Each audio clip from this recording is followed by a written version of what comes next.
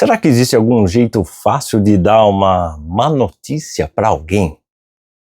Ninguém gosta de ser o portador de más notícias, mas uma hora ou outra na vida a oportunidade surgirá, com certeza.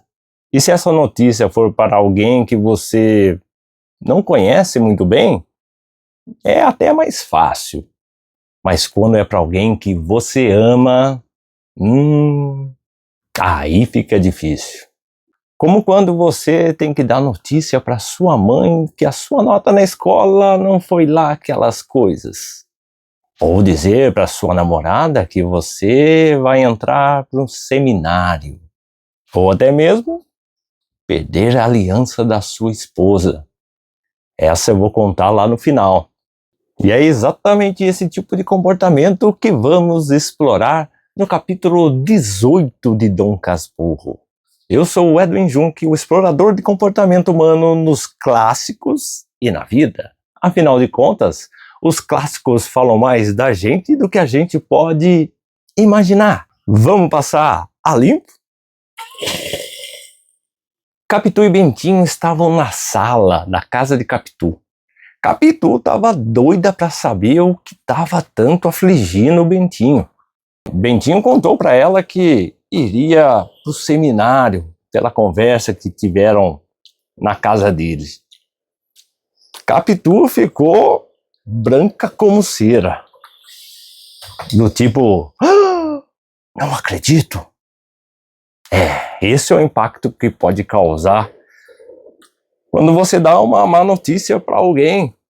Bentinho diz que ela ficou de boca aberta, com um olhar distante, como se tivesse levado realmente um golpe. O pobre não sabia nem como agir com o Capitu. E ele falava, da minha parte eu não vou não, não é minha vontade entrar para o seminário, eu não quero fazer parte disso. E Capitu quieta. Até que depois de um tempinho, Capitu parece ter voltado um pouco a si, só que estava totalmente transtornada. Ela falava, Carola, papamissa, beata, rangia os dentes e chacoalhava a cabeça. Capitu estava fora de si. E Bentinho, ao ouvir tudo aqueles xingamentos, não sabia como agir. Tentava falar, mas Capitu agia como professor na escola falando para os alunos. Psst, psst, psst, psst. Quieto, Bentinho. E Bentinho não conseguia interrompê-la. Mas o que você faria se alguém estivesse reagindo assim a uma notícia sua? Não é tão simples como parece. E Bentinho continuou a dizer que não iria de jeito nenhum para o seminário. E Capitu perguntou, aqui, você não vai para o seminário? Bentinho falou, eu não. Eu te conheço, Bentinho. Que isso? Vai contar a história para outro. Você vai sim. Isso é igual quando a mulher fala pro marido que, nós vamos pro shopping. E o marido fala, não. Você vai sim. Se não, vamos passar limpo nossa história. Pronto, o marido já foi. Mas passado mais um momento, Capitu quis saber o que foi realmente que aconteceu, quis saber a conversa que tiveram lá na casa de Bentinho. E Bentinho contou para ela, como era de se esperar, só que omitindo as partes em que incluía ela no assunto. A bicha já estava uma onça, imagine contar para ela que ela era o pivô de toda a situação. E é uma atitude bem comum das pessoas omitirem certas partes para não causar um estrago ainda maior, né? E então Bentinho contou que José Dias que começou com o assuntinho e que a mãe dele até chorou. Capitu falou, mas o que José Dias tem com isso? O que ele ganha com isso? E Bentinho disse: ah, é por pura maldade. Mas ele vai ver só. Quando eu for o dono da casa, o primeiro que vai ser mandado para a rua é ele. E Bentinho falava com toda a sua indignação, cerrando os punhos, falando mais grosso. Quem vê pensa que o menino era tudo aquilo. E Capitu começou a entender o lado de Dona Glória. Pensou, poxa, ela fez uma promessa, foi com boa intenção. Aí ela já começou a refletir um pouquinho, falou para Bentinho: quero que você conte para mim, tintim por tintim. Quero saber quem falou o quê, em que tom e qual a intenção que eles tinham que você percebeu. E Bentinho então contou para ela, com mais detalhes, a história. E Capitu fica ali, administrando aquela história, refletindo sobre ela. Igual quando a gente recebe um problema e fica matutando. Qual será uma solução para isso? Depois de um tempinho, eles se aproximam da janela e aparece um vendedor de cocada. E fala assim: ah, quer cocada? Capitu responde que não. Fala: mas essa cocada tá boa, viu? Não quero, sai daqui. Já falou ríspida. Não aceitou nem um docinho. E Bentinho comprou 2 cocadas, agradeceu o vendedor, mas Capitu não quis comer nenhuma delas. E olha que Capitu era louca por doce. E esse comportamento de Capitu é muito comum. Quando você está triste com alguma coisa ou concentrado numa solução e alguém interrompe, a primeira patada vai para essa pessoa, que não tem nada a ver com o que está acontecendo. Mas o simples fato de estar ali já é motivo de você descontar a sua raiva. Não que isso seja certo, mas que acontece, acontece. E Capitu começa a refletir um pouco mais e diz para Bentinho: se eu fosse rica, eu mandava você lá para a Europa. Eu queria ver só.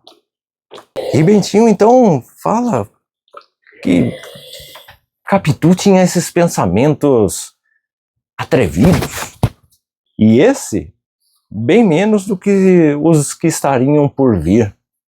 Não dá a sensação de que Bentinho tá querendo fazer todo mundo de ruim e só ele é o bonzinho? Por que será que ele ia querer que Capitu ficasse com essa fama de ardilosa, planejadora, estratégica, fria, calculista? E Capitu então bola um plano. Bentinho, você vai ter que conversar com José Dias sobre te ajudar a sair dessa situação. E Bentinho fala: como assim? Ele vai me ajudar a sair? Foi ele que colocou eu na situação? Mas Capitu começou a conjecturar quem poderia ser. Tio Cosme.